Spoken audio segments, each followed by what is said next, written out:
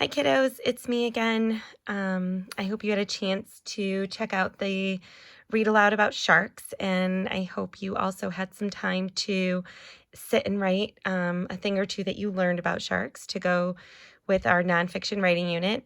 Tonight I'm going to be reading What If You Had Animal Hair, and it goes with the books that we have already read, What If You Had Animal Teeth, and What If You Had Animal Feet. So tonight, what if you had animal hair? This looks really pretty cool. What if one day when you woke up, the hair on your head wasn't yours? What if overnight a wild animal's hair grew in instead? The polar bear. A polar bear has a double coat of hair to keep it warm. There's a woolly undercoat close to the bear's skin. Above that is a top coat made of 6-inch long, stiff, oil-coated hairs. A polar bear's hair looks as white as the Arctic snow because the top coat hairs are hollow and clear.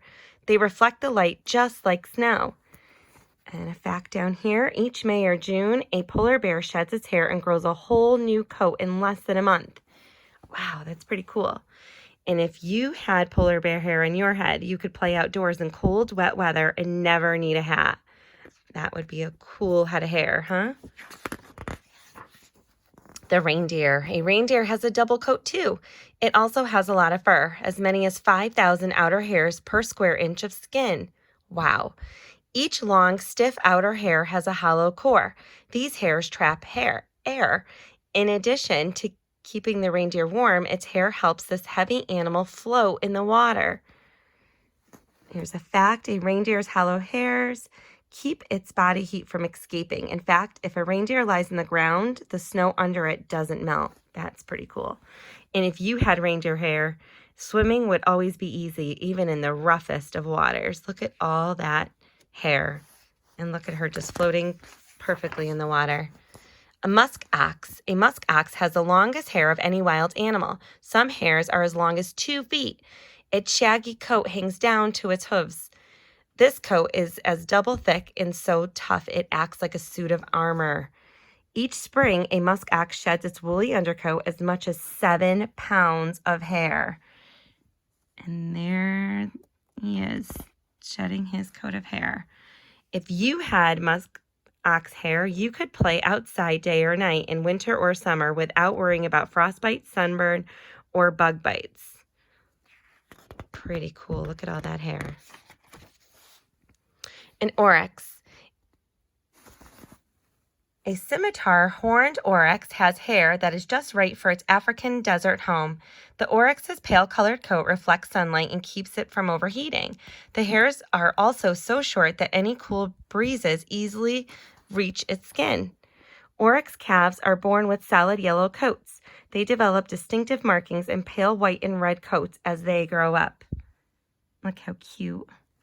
If you had scimitar horned oryx hair, you'd never need a comb or a brush. Even if you rolled on the ground, your hair would be too short to tangle or collect dirt. Very cool.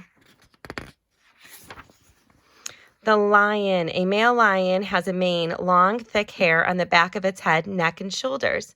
When it comes to having a mane, size matters. Scientists learned that female lions, called lionesses, prefer males with big manes. That could be because the healthiest males usually have the largest manes. Look at all that. A lion's mane needs regular cleaning and grooming. Luckily, a group of lions called a pride will groom one another. These big cats have a built-in comb. Their rough tongues. If you had a lion's mane, you'd stand out in a crowd. You'd look big and bold. And your friends would certainly be in awe. Look at that.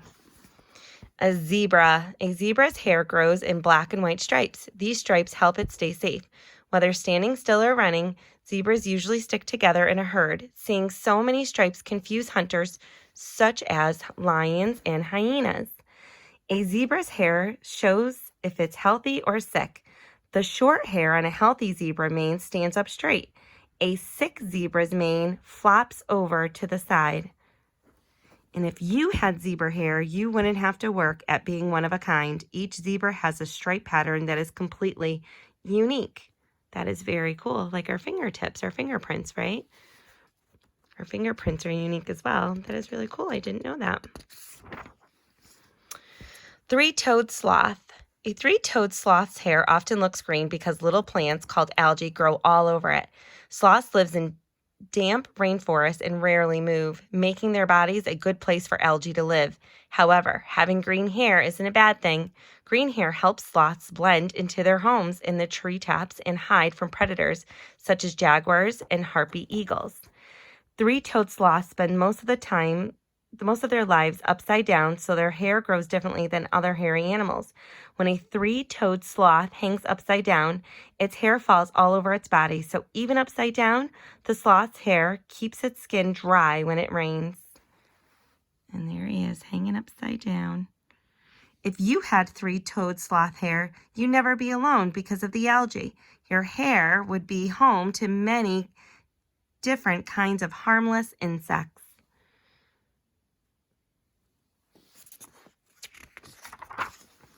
An Arctic fox. An Arctic fox's hair is snow white in winter. Each hair is also fat, helping make its coat thick and warm. And as the days grow longer and heat up, an Arctic fox sheds its wintertime hair and grows a new brown coat.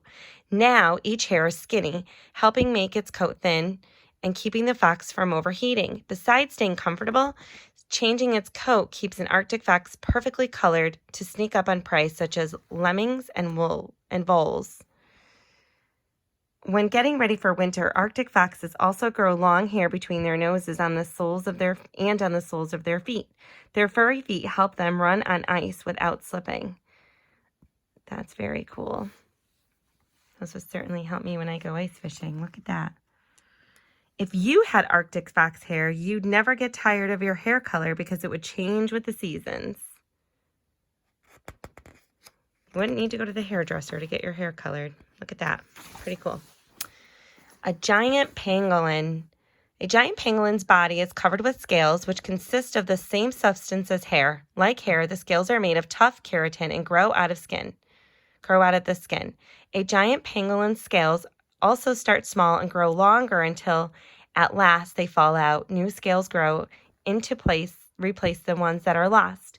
The back edges of a giant pangolin's scale-like hairs are razor sharp, so if it's attacked, a giant pangolin just curls up tight to stay safe. That's really cool. And if you had a giant pangolin scales, you wouldn't need to put on a helmet to ride your bike. Love it. Porcupine. A porcupine has a normal coat, but it also has special hairs too, called quills. Quills are stiff, needle-like hairs. If attacked, barbs on the end of each quill poke into the enemy's skin.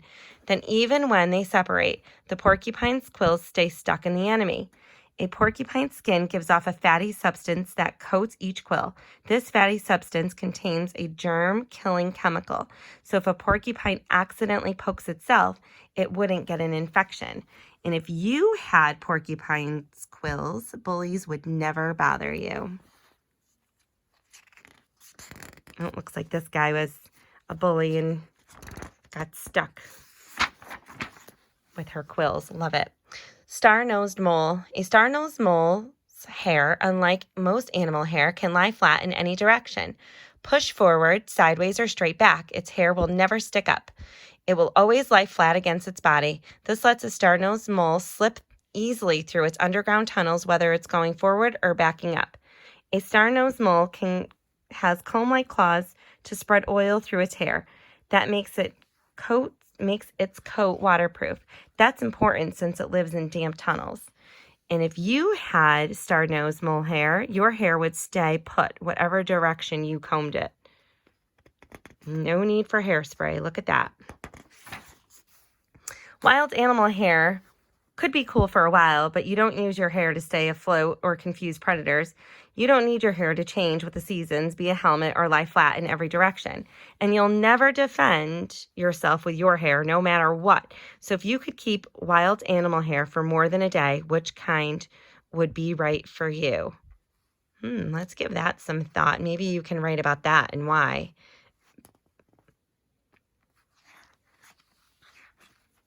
I hope you enjoyed that book, kiddos. I hope you will take some time to maybe write about something that you learned or write about what kind of hair would you have? What kind of animal hair would you have if you could take your pick? Have a good night, kiddos. I will be on again tomorrow to read you another story.